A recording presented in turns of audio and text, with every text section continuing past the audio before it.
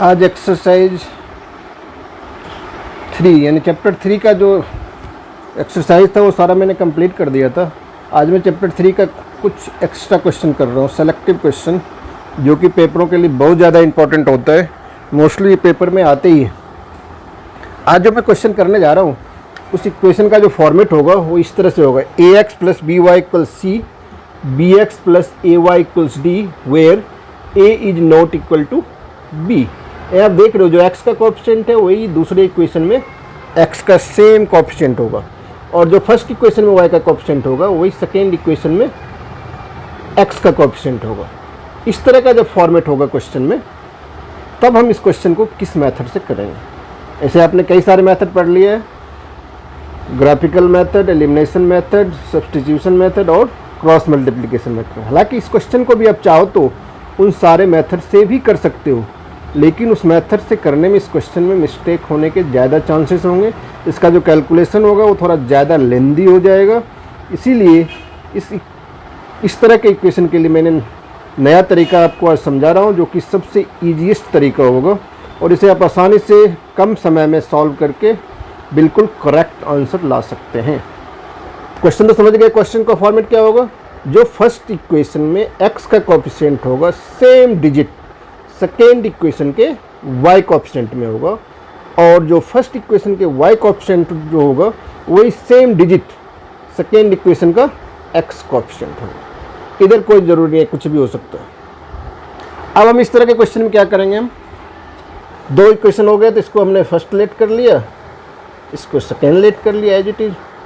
अब हम क्या करेंगे, दोनों इक्वेशन को एक बार ऐड कर लेंगे और एक बार सब्ट्रैक्ट कर लेंगे। तो लिख लेते हैं adding equation first and second. जब भी इस तरह का क्वेश्चन होगा, पहला काम एक बार दोनों को ऐड कर लेना, ना हमें उसे कोएफिशिएंट इक्वल करना है, कुछ नहीं करना है, सीधा ऐड करने जा रहे हैं। 217x plus 131y equals 913। Second equation था हमारा 131x plus 217y equals 827। Add करना आपको आता है, ये ऐड कर लो। 217 को अगर 131 से प्लस करेंगे तो ये हो जाएगा 348। सिमिलरली यहाँ भी वही है, 131 प्लस 217, इसका भी 348 ही आएगा। अब 913 और 827 को प्लस करेंगे तो ये हो जाएगा 1740। अब इस इक्वेशन को छोटा करने के लिए हम क्या करेंगे, हम देख रहे हैं कि ये x के कोएफिशिएंट और y के कोएफिशिएंट और ये जो कांस्टेंट टर्म है तीनों 348 से डिवाइड हो जाएगा। तीनों के तीनों ये 348 से डिविजिबल हो, यानी सब में 348 से डिवाइड कर लेंगे तो हमारा जो इक्वेशन बनेगा वो हो जाएगा x प्लस वाई इक्वल्स 5। ये इक्वेशन हमने थर्ड लेट कर लिया। अब क्या करेंगे, फर्स्ट और सेकेंड को सब्ट्रैक्ट कर लेंगे। Subtracting equation second from first. जरूरी नहीं कि हम सेकेंड फ्रॉम फर्स्ट लिखें, फर्स्ट फ्रॉम सेकेंड भी लिख सकते हैं। हमने सेकेंड फ्रॉम फर्स्ट लिखा है तो फर्स्ट पहले हम लिखेंगे। 217x plus 131y equals 913।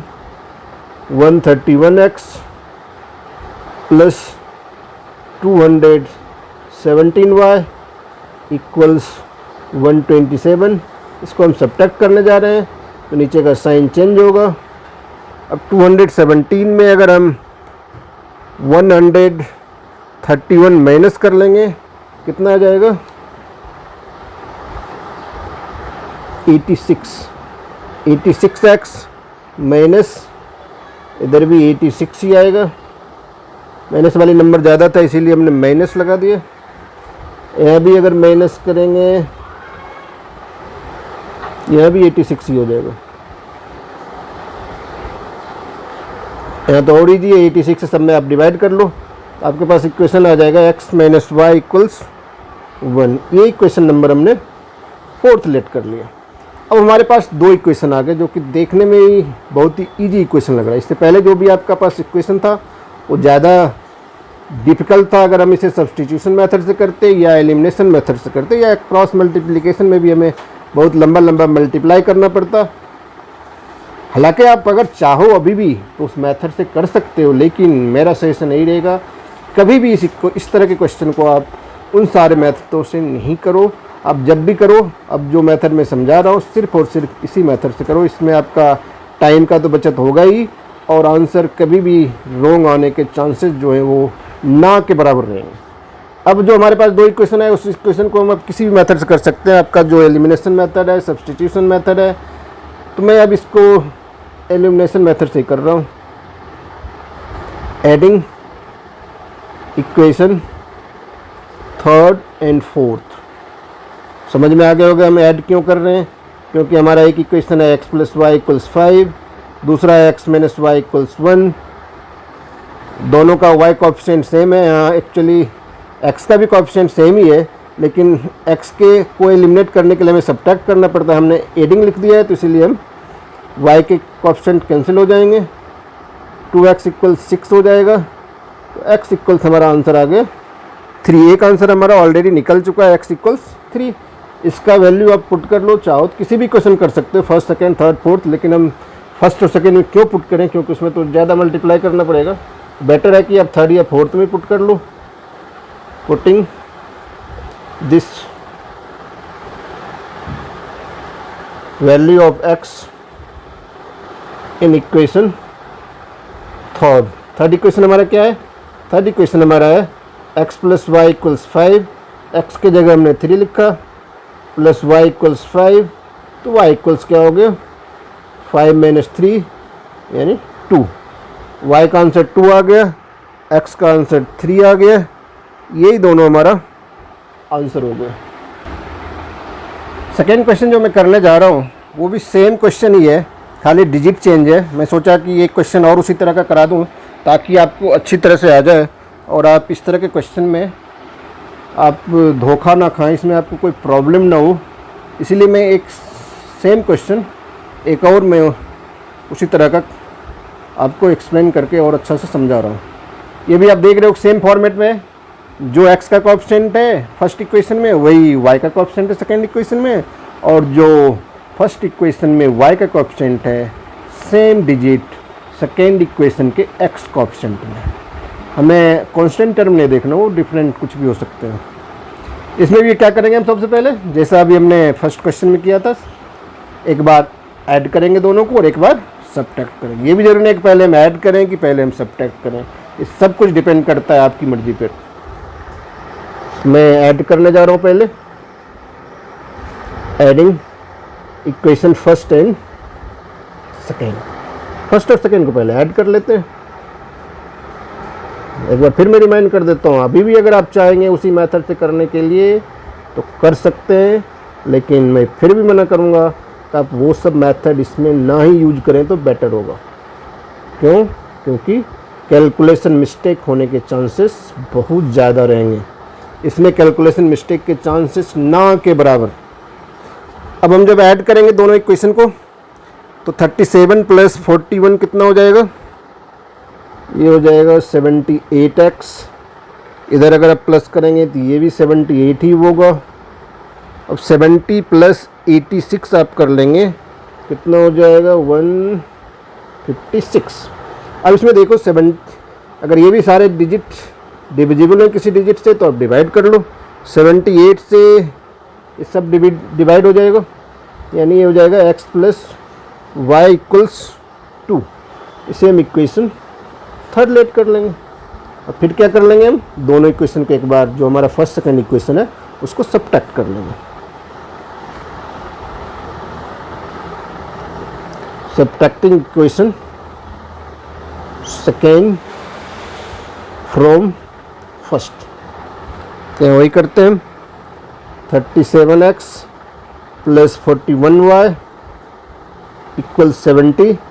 Second equation हमारा है 41x + 37y = 86। दोनों को हम सब्ट्रैक्ट कर रहे हैं तो साइन क्या हो जाएगा चेंज हो जाएगा। 37 में 41 अगर हम माइनस करेंगे, 37 में 41 अगर हम माइनस करेंगे तो ये हो जाएगा -4x। उसी तरह से अगर 41 में 37 माइनस करेंगे तो ये हो जाएगा 4y इक्वल्स 86 में अगर हम 70 को माइनस करते हैं कितना आ जाएगा 16, माइनस के 16, क्योंकि माइनस वाले नंबर ज़्यादा है। इसमें क्या करेंगे, ये भी 4 से डिवाइड हो जाएगा। ऐसा करो आप इसमें -4 से डिवाइड कर लो। अगर आप -4 से डिवाइड करोगे तब जो आपके पास इक्वेशन आएगा वो आएगा x - y इक्वल्स 4। ये हो जाएगा हमारा इक्वेशन 4th।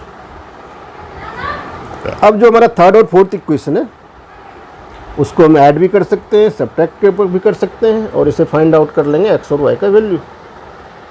दोनों का कोएफिशिएंट y का इक्वल है और साइन डिफरेंट है, इसीलिए हम ऐड कर लेते हैं। Adding equation 3rd and 4th।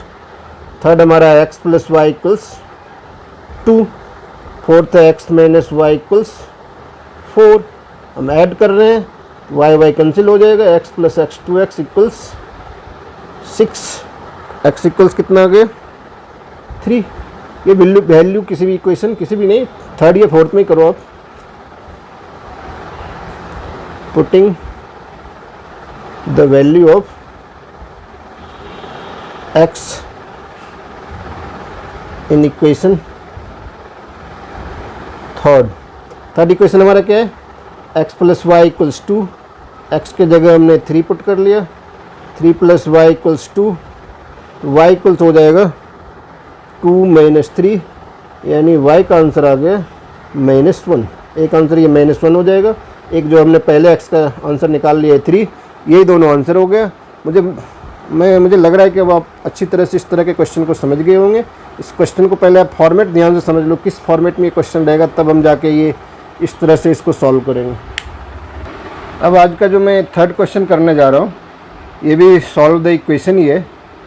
अब तक आप जितने भी इक्वेशन सॉल्व किए उसमें मोस्टली x और y का कोएफिशिएंट कोई न्यूमेरिकल डिजिट होता था, लेकिन इसमें क्या है a और b आप देख रहे हो, तो इस तरह का कोई वेरिएबल अगर उसके साथ हो, हम कैसे मल्टीप्लाई करेंगे, कैसे हम सब्ट्रैक्ट करेंगे, ऐड करेंगे, इस तरह के कन्फ्यूजन को दूर करने के लिए मैं आज इस तरह के क्वेश्चन भी आपको कर रहा हूँ। पेपर में इस तरह के भी क्वेश्चन आते रहते हैं।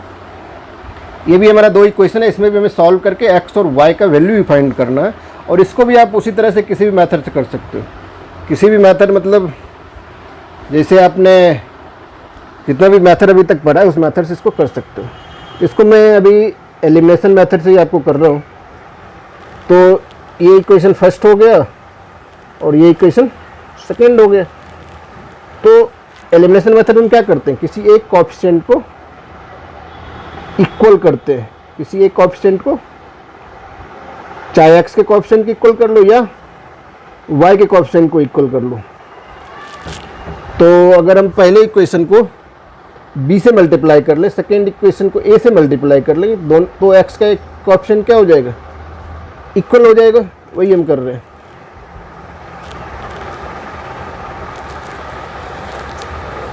Multiply equation first by b and second by a and subtract equation second from first. हमने क्या किया है, जो हमारा फर्स्ट इक्वेशन है उसको हमने मल्टीप्लाई कर लिया b से, और जो हमारा सेकेंड इक्वेशन है उसको हमने मल्टीप्लाई कर लिया a से। फर्स्ट इक्वेशन का अगर हम b से मल्टीप्लाई करेंगे, ध्यान से देखो, x में a है, a में अगर b से मल्टीप्लाई करेंगे तो ये हो जाएगा हमारा abx। सिमिलरली b को अगर by से मल्टीप्लाई करेंगे तो ये हो जाएगा b²y। अब इक्वल टू के बाद b को a से मल्टीप्लाई करेंगे फिर ab आ जाएगा, माइनस b को b से मल्टीप्लाई करेंगे तो b² आ जाएगा। अब सेकेंड इक्वेशन में यहाँ भी abx आ जाएगा, माइनस a इंटू a² हो जाएगा, फिर a को a से मल्टीप्लाई करेंगे a स्क्वायर प्लस a को अगर b से मल्टीप्लाई करेंगे तो a भी आ जाएगा।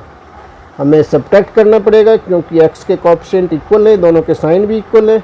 सब्ट्रैक्ट करेंगे तो साइन चेंज हो जाएगा, साइन चेंज हो जाएगा तो x का जो टर्म है वो एलिमिनेट हो जाएगा।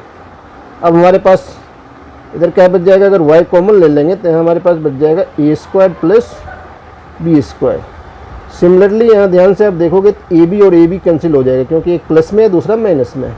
इधर अगर हम माइनस कॉमन ले लें हमारे पास आ जाएगा यहाँ भी a square plus B square. तो वाई इक्वल्स क्या हो जाएगा, minus a square plus B square upon a square plus B square. दोनों कैंसिल हो जाएगा तो वाई का आंसर कितना आ जाएगा, वाई का आंसर आ जाएगा -1। अब ये वैल्यू आप किसी भी इक्वेशन पुट कर लो। Putting this value of y in equation first equation हमारा क्या है, ax plus B Y equals a minus b. ax की जगह ax लिख लो, b और y हमारा कितना है -1 है, b into -1 equals a minus B. ये हो जाएगा ax minus B equals a minus B. ये b और b दोनों कैंसिल हो जाएंगे तो ax इक्वल्स हमारे पास a आ जाएगा, x इक्वल्स हो जाएगा 1। यही हमारा आंसर हो जाएगा, y इक्वल्स -1 और x इक्वल्स 1।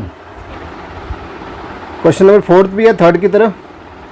इसमें भी दो इक्वेशन है, x plus Y equals a minus B. Second equation है ax minus B Y equals a square plus B square. इसमें भी आप चाहो तो x के टर्म इक्वल कर सकते हो या फिर y के टर्म कर सकते हो। x के टर्म को इक्वल करने के लिए आपको फर्स्ट इक्वेशन में a से मल्टीप्लाई करना पड़ेगा।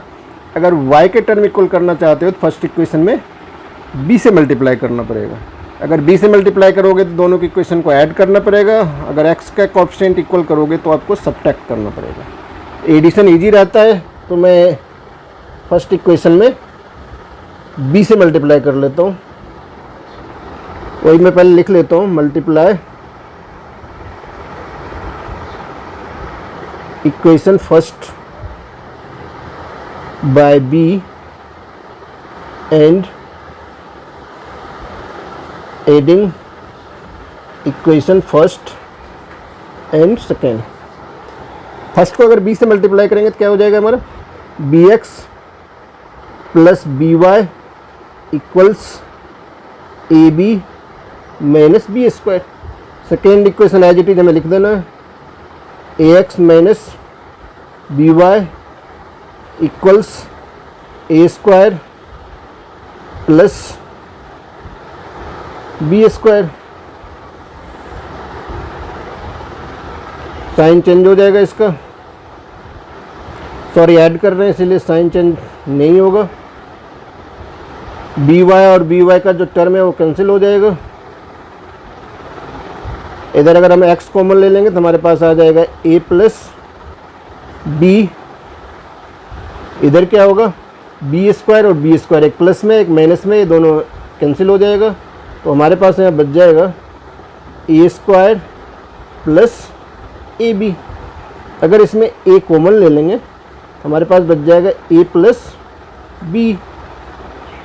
तो x इक्वल्स हो जाएगा a प्लस बी, एक्स के साथ मल्टीप्लाई है तो इधर आके क्या हो जाएगा, डिवाइड हो जाएगा। अब a प्लस बी कैंसिल हो जाएगा, यानी x का आंसर हमारा आ गया a। x का वैल्यू a आ गया। अब इस वैल्यू को किसी भी इक्वेशन में पुट कर लो आप। Putting this value of x in equation first, x plus Y equals A minus B. X के जगह a लिख लो, plus y equals A minus B. A और a कैंसिल हो जाएंगे तो y इक्वल्स आ जाएगा -b। यही आंसर हो जाएगा।